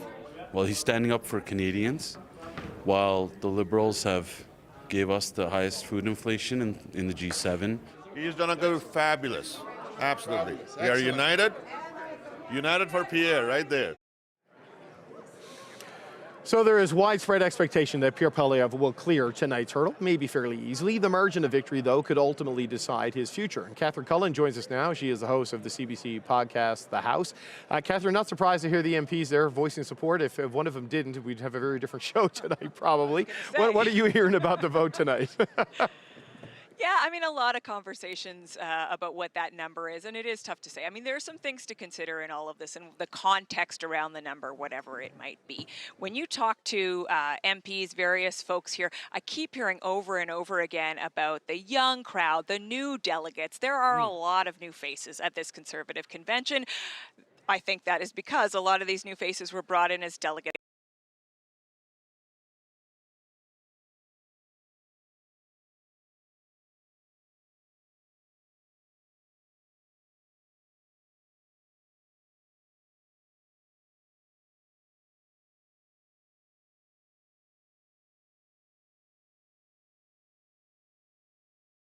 Has been traveling the country. He's been meeting with delegates, taking sometimes 45 minutes, sometimes 2 hours at a time to meet with a group of sometimes a dozen delegates. Sometimes he's brought in several from surrounding cities, again, trying to lock in that vote. And why is the number so important? Yes, it's important because there's a lot of media attention on it, but also you have to think about the context leading up to this moment. You've been talking about it in the show, right? Not the election result that they wanted, certainly, and some of the people here still feeling a little bit of the sting from that. Poilievre losing his own seat. I mean, even the Carney Davos speech just a week ago, all of these things that have taken some of the wind out of Pierre Poilievre's sails. So certainly he wants to put a strong number in the window in order to try to push back against some of those currents he's been dealing with. Okay, so this speech tonight, he's been working on this for a while. We know Mr. Poilievre plays a direct hand in this. He likes to rehearse things. In fact, when the show is over, we got to leave this room so he can practice in here for like an hour before he does it. What are you expecting from his speech tonight? What are you hearing he's going to focus on, and what the key takeaways might be? One thing I've been hearing for weeks is that hope is going to be a big theme in this. And part of the reason, I mean, like, who's against hope, right? But I think part of the reason that is such an interesting theme is because I think it's part of the answer to this question of how the Conservatives are struggling with how to get that last mile, right? They like to remind reporters who question them about party support and the numbers and Mark Carney. Well, you know, we had these fantastic numbers we haven't seen in decades in terms of the percentage of the vote in the last election, but obviously it wasn't enough. So I don't think, and we know from various pollsters that there are some people who are still put off by Pierre Poilievre's way of handling things. They see him as too combative. He can't turn around and, be up there hugging puppy dogs. I think if people felt that it was a wholesale effort to soften him, it just wouldn't be authentic. I was speaking to Steve Outhouse earlier today, and we spoke to him as well, David, and he was saying he actually sort of feels like it's opponents of the party who are trying to push a change narrative so that he'll seem inauthentic, because that's one of the worst things you can do politically. But how do you take the sort of energy that he already has, but turn it into something that is in French you say rassembleur, it brings people together. Hope is a way to do that. Right. Speaking of bringing people together, national unity, party unity. I mean, anyone who's covered the Conservatives, they say it time and time again, they only win when they're united. That, the numbers do bear that out. But if you're the leader, it's also a pretty useful message because it means people are focused on sticking together rather than stabbing you in the back. All right, Catherine, thanks so much. That's the CBC's Catherine Cullen, the host of The House. Well, Pierre Poilievre has secured leadership endorsements from current and former Conservatives, both at the provincial and federal levels. Right now, our party needs a leader who is a true, authentic Conservative and also a masterful political operative. We have that person in Pierre Poilievre. I am so proud of our Conservative movement and so proud of our leader, Pierre. every day he fights for a Canada where everyone has a chance to succeed. Under Pierre Poilievre's conservative leadership, his principled conservative leadership, the party achieved more electoral success than it had in a very long time. Principled leadership is a rare commodity. Pierre embodies it, and he has my full, unwavering support to continue leading the Conservative Party of Canada. Okay, for more on what this internal support means for the future of this party, Rob Batherson is here. He's a former president of the Conservative Party of Canada and ran as a candidate in the last election. Rob Batherson, good to see you again. Thanks for being here. Great to be here, David. Thanks for the invitation. Yeah, it's good to see you. I mean, what are you expecting to hear from Pierre Poilievre tonight? You know, your party's in a very different place than you thought you'd be a year ago, I think. So what does he need to say right now for the year ahead? Well, I think Pierre Poilievre has a lot of credibility on the key issues that have driven the public policy and agenda in Canada. Cost of living, housing, immigration. And so we have won the public policy debate. We've made gains in the last election. Now we've got to take that to the next level to win. And I think Canadians need to see more of the Pierre Poilievre that those of us in the party see. Someone who's a fighter, but who fights for all the right reasons and fights for people to move ahead. There's a lot of uncertainty in Canada right now, and it's beyond the Canada-U.S. relationship, particularly where you go into younger people, newcomers, blue-collar workers, those who work with their hands. They are really, really worried financially, and it hasn't gotten better over the last year. So I think, as one of your other journalists noted, I expect we're going to get a speech that focuses on hope and how we can build a better country, particularly where, again, aside from the issues outside of our borders, we now have stresses and strains within Canada.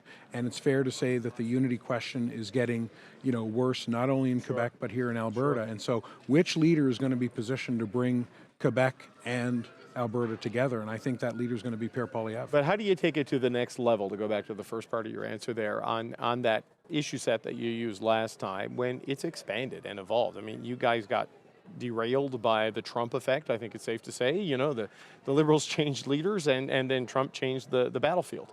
And doesn't Mr. Poilievre also need to find a way to show a clear response to what is happening outside of our borders and where he sees Canada fitting into that? Well, I think he's given some very clear positions, and as we saw, he wasn't the choice of Donald Trump in the last election. Mark Carney was. So, we'll see. Some days Mark Carney is trying to please Donald Trump. Other days it's elbows up. Who knows where that will land in the next week or so. But that's kind of the record of Mark Carney in terms of Donald Trump. And the reality is, the facts are, it's very, very uncertain. And I think one of the strengths that Pierre Poilievre has is he is consistent. He doesn't change, and he's a leader that Canadians can count on all the issues, at home and at abroad. But what is his position on Donald Trump? I mean, during the last election, it came down to kind of like elbows up versus knock it off. And those are both incredibly reductive, when you look at the complexity and the interconnectedness of everything and the evolution of it. I mean, the threat landscape has expanded since the last election, like the Greenland issue, the future of NATO, what's happening with Europe now. A lot of things have evolved even since the last election. So what is the conservative approach to a rapidly changing United States going into the next year? Well, the conservative approach is move as quickly as we can to start to build the momentum of the last 10 years, where nothing got done to strengthen Canada's economy to prepare us for these very uncertain times. And so we're going to continue to push for getting those pipelines built. We have an MOU, but will the pipelines actually get built? We have to diversify. We have to also invest in our own capacity to make things here in Canada. And again, those are the kinds of issues that Pierre is going to continue to push on. You look at ideas like under the Canadian Sovereignty Act, the reinvestment tax credit that would incent Canadian investors to put their capital gains back into the Canadian economy could unleash billions of dollars of private sector investment. These are the kinds of ideas that business leaders in my home community of Halifax have been advancing for years that I would love to see a government adopt. Right, but again, those are domestic policy initiatives to defend us against the economic disruption. The foreign policy approach still seems unclear to me. I don't agree. I mean, the trade negotiations. I mean, the reality is, in the last election, Pierre was honest with Canadians. He said nobody can control Donald Trump. Mark Carney went out there and said, I can get a deal. I am eminently qualified. I'm the crisis man who's going to solve everything. Pierre was the honest guy. Nobody can control Donald Trump. What we can control is how we build ourselves up as a country to diversify trade, to get into new and more markets, to take advantage of even existing free trade agreements that have been in place, like the Canada-South Korea deal that was concluded in the Harper government. And so, you know, our policy and what Pierre has been advancing, and very detailed proposals on the Canadian Sovereignty Act, is let's build that Canadian economy as quickly as we can so that we can, you know, essentially Trump-proof as best we can Canada's economy from all these uncertainties internationally. Just to look at the raw electoral math as a final point, right? This convention, we're here in Calgary, Alberta, this is the heartland, this is Saskatchewan. Big gains in Ontario, especially in southwestern Ontario. BC, there's room to grow. Atlantic Canada was like, and I'm not saying this to pick at the scab because I know you ran and lost, but you know, I met you when you worked for the Premier of Nova Scotia and I was still a journalist in St. John's. Yeah. I thought you were going to win 20 to 25 seats in Atlantic Canada, and then it flipped right around, right? What do you need to do to grow there? Because there was a lot of people willing to vote for change to get rid of Mr. Trudeau, carbon tax, guns, you know, the assault on the rural Atlantic lifestyle. What, I thought Pierre Poilievre was going to have the big breakthrough, then he didn't. What does he need to do out east? Well, as a party outside of Quebec, we have to recognize that with the collapse of the NDP, and again in Nova Scotia, the NDP traditionally from the 90s through to the 2015 era, we were very much a three-party province. I never thought the NDP would disintegrate that the way they had in Nova Scotia and Halifax West, the vote went from 22% to 5%. That binary in a seat that they held. Be here to stay, right? Well, and that, in my mind, is the reality that the party and that Pierre as leader needs to push hard on. And Pierre is eminently qualified to do that because this coalition, this strong base, he has put it together. He's the only one that can keep it together. And with a strong vote coming out of this weekend, he can then take the next steps to reach more voters to really put us over the top. Rob Atherson, former president of the Conservative Party of Canada. Good to see you, man. Always good to have another Atlantic Canadian. Pick scabs away, no problem. I didn't mean it that way. I'm sorry if it came across as mean, but I appreciate you being here. All right, that is Rob Atherson, former president of the Conservative Party of Canada. We got lots more coverage coming up still ahead here on Power and Politics. I'm not sure where we're going to next there, gang. Okay, all right. Rob, we'll see.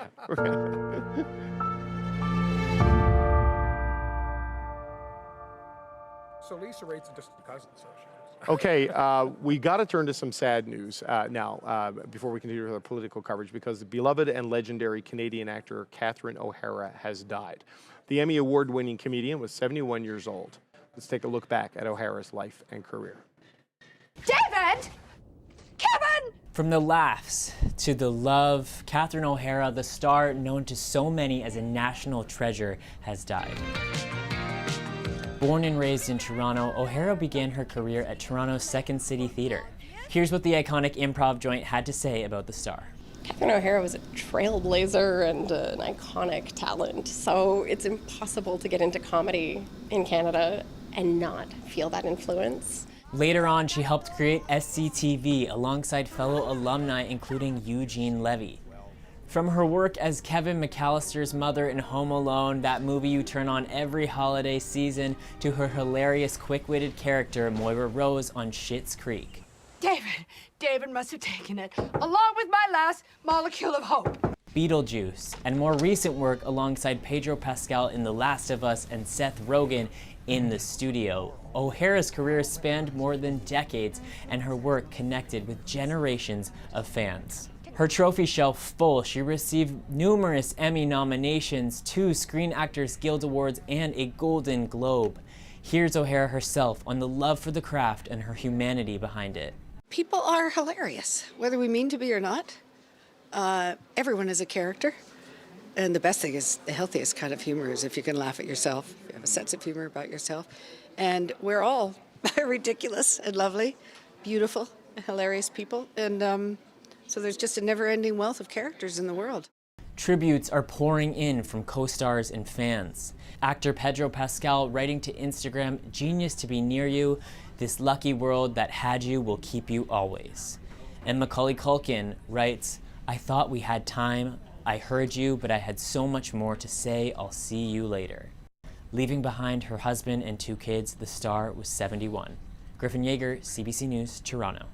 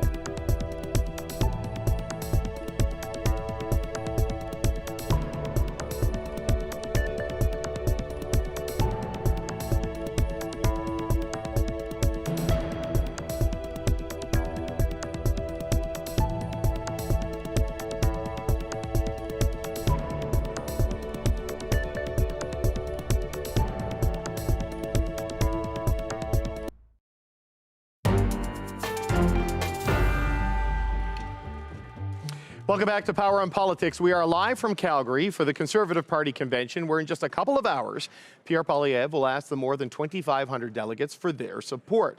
He needs more than 50% of the vote tonight to stay on as party leader. He is widely expected to get at least that, but sometimes, as history shows, a majority still doesn't cut it. Former Alberta Premier Jason Kenney faced his own leadership review in 2022. He won 51.4% of the vote, just enough to remain leader of the United Conservative Party, but still he stepped down, saying the support was not adequate. I have informed the president of the party of my intention to step down as leader of the United Conservative Party. Let's go back further in history to 1983. When Joe Clark was leader of the Progressive Conservative Party. He received 66.9% support in his leadership review. For Clark, it wasn't enough, and he resigned. John Turner retained his leadership of the federal Liberals in 1986 after getting 76.3% of the vote. He would later lose a second straight election to Brian Mulroney and the PCs.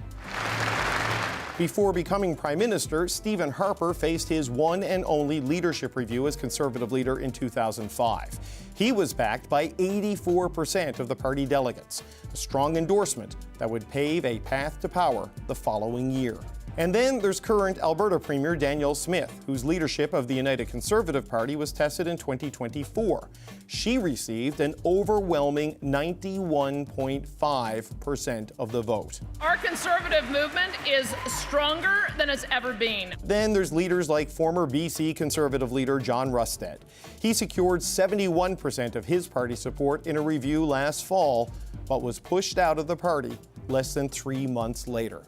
So while the rules may say you need 50% plus one to stay on, in reality, the number needs to be much higher, and the results may vary. All right, here to look ahead to Pierre Poilievre's speech as his fate, I don't know if it hangs in the balance, but it is on the ballot. We've got Rachel Siegel, former Director of Policy in the Stephen Harper government. Michael Solberg, as I live and breathe, a former staffer in the Stephen Harper government, back from a bit of a hiatus with the show. And we've got Kate Harrison, who is a conservative political analyst. I was looking, gang, at the archival footage there. I don't think any of you were alive for anything other than like the Harper review and the one since. I was going to say, all right. And Danielle Smith, come on now. I was alive. No, but I was alive for all of them.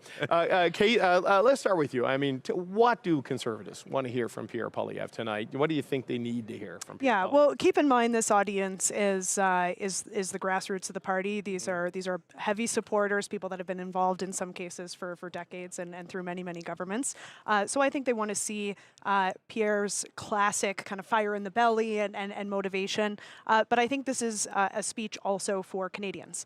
And I think what Canadians want to see right now is a message of unity and a message of hope. So unity from the perspective of a party coming together after what was obviously a very disappointing loss in the spring, but charting a path of optimism, solutions-oriented ideas, and that'll fix a lot of the challenges that Canada is facing. So I really think it's important that he touch on a hopeful and optimistic message. Rachel, what about you? What are you looking for?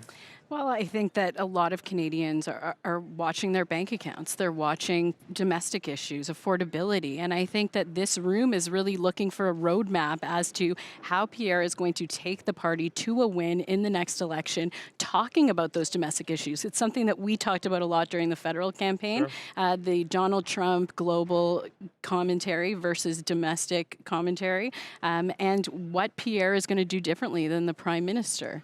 I think that's what we're watching for tonight, but I do have it on good authority. He will be talking about the geopolitical situation. We saw him respond to Carney's Davos speech last week, and I know that he's going to be diving more into that and his plan for sovereignty. Okay, I do want to touch on that because you can't ignore the foreign issues right now, as much as you may want to focus on the domestic ones. But Michael, what are you watching for? What do you think conservatives want to hear from their leader? Well, I think they want to see a barn burner of a speech, and I think he'll deliver on that. You know, much has been said about the Prime Minister's speech in Davos. That was a speech that, frankly, reverberated around the world. But Pierre Poilievre, to his credit, is no slouch when it comes to being a political orator. You know, he's going to speak for almost an hour. I guarantee you he'll do it without any notes. And I expect it to be something that takes the base and makes them want to run through a brick wall. We are on the eve, very likely by most accounts, probably on the eve of another election. And I think great effort will go to setting the ballot box question. What do our Conservatives intend to run on? What will be the Conservative viewpoint, the alternative to the Carney Liberals going to the next 6, 12 or so months? I don't think anybody here is under the illusion that he may be at any risk through this leadership review. Therefore, I think it'll be very forward-looking and something that is designed to not just capture the attention of the room behind us, but Canadians from coast to coast to coast. Okay, so Kate, Michael thinks it's a speech that will have the base ready to run through a brick wall. How do they get past the brick wall that is Mark Carney's personal support? And polling out this week, I mean, Abacus has Liberals +4, Leger +9, and like we're talking mid to high 40s. We're talking big majorities if those numbers hold, and the leader numbers overwhelmingly favor Prime Minister Carney. So how does he get around those? Yeah, I mean, the Conservatives do benefit, David, from a high floor, a number that, a lot of Conservative leaders in the past would be very envious and jealous of, typically 38, 39, and 40%. But That's phenomenal. Where's the ceiling? That's the question. And that's where I think, the Pierre's job is twofold. Number one, he needs to speak to the mood of the moment and the geopolitical uncertainty that a lot of people are dealing with right now and trying to look to government to answer for. But there's a lot of people, and I'm thinking particularly here of millennials and Gen Z voters who have gone to the Conservatives more recently that do want to hear about a plan for them. So not just, how we're going to deal with sovereignty through, investments in defense and some of these other very important things that need to be done, trade diversification, but what is going to be done about home ownership and affordability, what is going to be done about the fact that food inflation is double that of the United States. So I think that there's an opportunity for Poilievre to draw some contrast there, as he did in the campaign, but we're now almost a year into Mark Carney's mandate, and there's not been a lot to show on those metrics for those that are placing affordability front and center. Right, but Rachel, to go back to the geopolitical component of the night, we're only a year into Donald Trump's mandate, right? He's got 3 of them left. Mark Carney. Donald Trump too. No, Yes. Donald Trump. Yeah, because that's and Donald Trump. Pierre Poilievre has lots of things to say about Mark Carney. Yeah. What I want to know is how does he deal with what is coming from the White House? Because so much of Pierre Poilievre's brand in the run-up when he was at the top of the political mountain in Canada, he identified the issues and he was going to disrupt. Yeah. He was going to be a disruptor. Well, now the biggest disruptor on the planet is the most powerful man on the planet, and the people are kind of shying away from disruption. So how does he navigate that? What does he have to say about Donald Trump and the changing reality of the United States in general and Canada's counter to that? I think that one of the things that came out of the Davos speech last week was the fact that Carney put out a great roadmap on what all the issues are. The thing that we're going to see in Pierre Poilievre's speech tonight is going to be what are the things we can do in order to try and combat the threat for the United States? Domestic policy.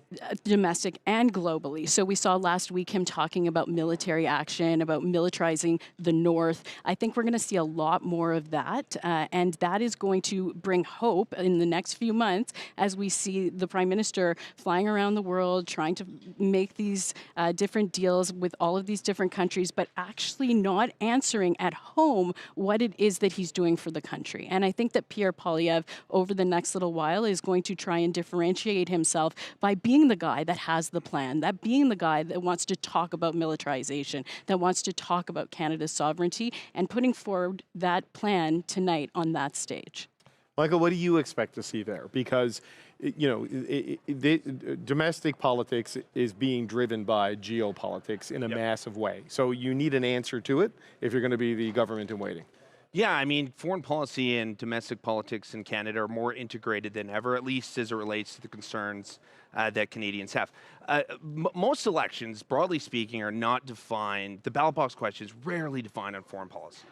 Most of the time it's on bread and butter issues that affect Canadians in their day-to-day lives, which is more often than not a foreign policy imperative or a foreign government threatening our sovereignty. That has changed. That changed immediately. In fact, as soon as Donald Trump was inaugurated, that did define the last ballot box question just spring last year.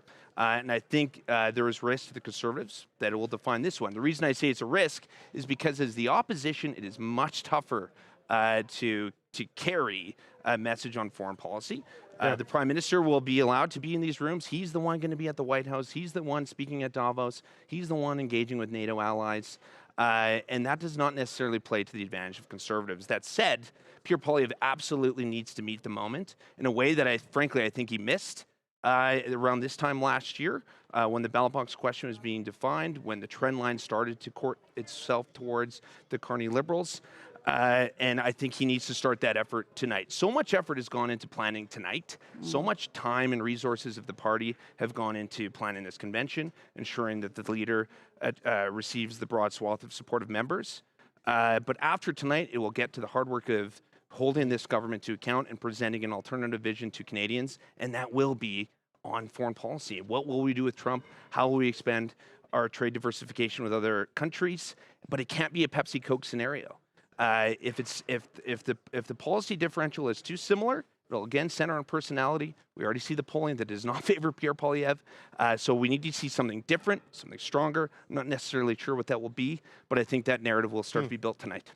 It's interesting, because Kate, Donald Trump, we don't know when the next election will be. He will be the president when the next election happens, almost certainly, right? So there needs to be an answer for that, and if the NDP does not rebound to a double-digit type presence, to help you with the vote splits, the binary nature of the political dynamic that we have right now may very well persist. And to Michael's point, the polling would suggest that favors Mark Carney and the Liberals. So while Pierre Poilievre is rock solid with the 2,600 people here and the hardcore Conservative base, the accessible voters are growing more skeptical and more inclined to a Liberal Prime Minister who is maybe more of a progressive Conservative style Prime Minister. Depends on the day. So no, it depends on the day and depends on the audience. But how does he counter that? Because that is the biggest challenge, I think, for him. Well, I think that the consequence of Mark Carney's strategy, if I'm being liberal with the term, and dealing with the United States is being laid bare today in Oshawa, where General Motors has laid off a significant number of workers. And so I think But how do you counter that? Like serious question, right? Like there is Trump and them won't negotiate. They won't talk about these things. They're using the Section 232 tariffs. This is an industry that we built together as countries, and they've decided we are taking it. How do you stop what they are doing there? Well, I go back to last October and November, where there were suggestions coming from Canadian officials and U.S. officials that we were very, very close to a deal, and that there had been commonality on ways to move forward on sectoral tariffs, for example. But I don't know if that covered auto. I don't think, and I think that it's going to be a tough road to hoe. There's no question about that. But what I would say is that putting your head in the sand and flying around internationally and making a bunch of nice speeches is not getting back to the negotiation table. And I would say that is as much on the Trump administration as it is on the Canadian government. There has not been a meaningful attempt to go back to DC and resume negotiations. So that is where I again see an opportunity for Poilievre to look to areas of common ground. Common ground is not appeasement, but when we're talking about things like Arctic security and national security, there is an opportunity for Canada and the US to work together to build on an existing foundation that already works very well together to find commonalities on things like Golden Dome or ground-based air defense and things like this. So I think that is where Mark Carney has a vulnerability. He's got a lot of rhetoric about how bad Donald Trump is, and that's fine. That works for his voters. At some point, for workers in Oshawa and workers in Windsor and the other places that are being impacted by these sectoral tariffs, the speeches are not going to be enough. Right, but the speeches, Rachel, I know that's the focus of the political line, but you look at what happened yesterday in Ottawa when all the First Ministers met with the Prime Minister, and him and Dominic LeBlanc and others spelled out their approach going up to the CUSMA review into the summer and beyond.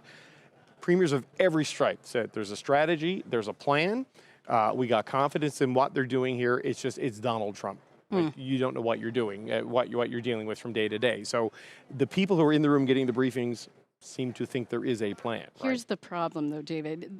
The Canadians are not being told what that plan is, and I think that part of the you don't spill out your negotiating strategy in public. But they are asking Canadians to pay for it. Exactly. I get it.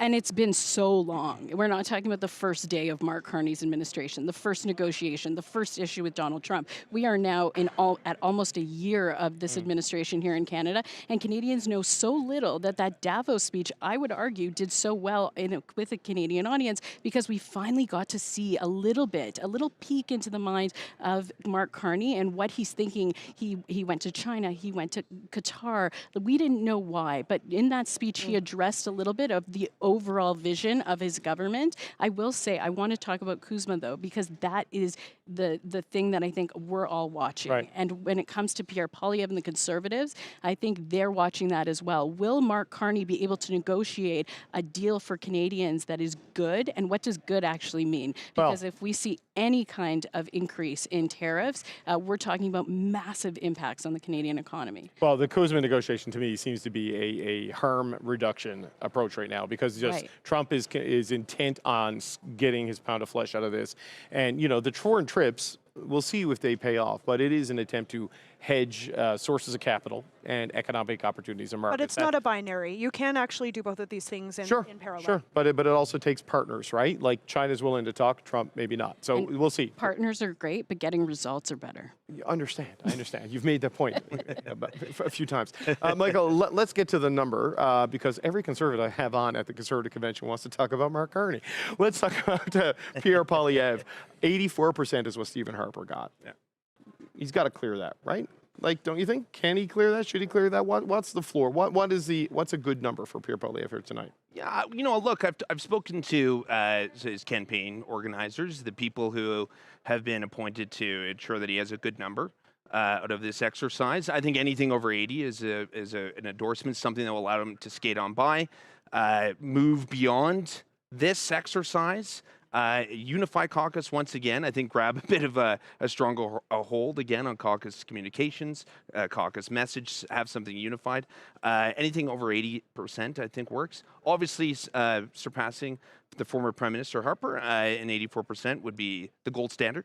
I think would shut down any kind of chattering class that counters or tries to create some kind of spin some kind of narrative that he didn't get an endorsement that he needed. But anything over 80%, I think, allows him to turn the page, move on, and start the hard work of preparing a campaign effort. Because as I said earlier, I think we're on the eve of it. Okay, so Kate, it's got to start with, if it starts with a 7, the chattering classes that all the Conservatives are worried about as causing division in your party, they will be chattering. I can promise you that. But, you know, is 80 enough? Does it need to be 85, 86? You know, I just wonder, because, you know, the Ontario Conservatives are in Ontario right now. They're not here, and that's where the friction has been. So some are here. Some are here, yes, but you know what I'm talking about, right? I don't see Corey Tenike walking around outside. No. What do you think it needs to be? Yeah, I mean, I'm going to go based on the vibes walking in the hallways. It seems to me like he will enjoy an extremely healthy amount of support from this room. I also think a lot of Conservatives recognize that we are, to Michael's point earlier, very close to a potential election. We have tried now a few times the one and done strategy of running a leader and then having that person move on. And I think there's a lot of Conservatives who want to give it a different shot, especially with the prospect of an election being so high. So I think that's also front and center for voters too. Right. So 85, 95, Ivory Soap, 99 and 44, it feels, 100%. This feels, I feel there's a lot of parallels actually to 2005 in this particular moment that the Conservatives are in. So I think that we're going to be in that range. And Rachel, history, it's interesting, this Stephen Harper example, because as we said a few times throughout the show, only twice in Canadian history has an opposition leader lost the election and then gone on to become Prime Minister. Stephen Harper did it, lost in 2004, won in 2006. Yep. And Wilfrid Laurier in 1891. Oh, yes. Won in 1896. I was not alive for that one. Where do you think Mr. Poilievre needs to be and will be?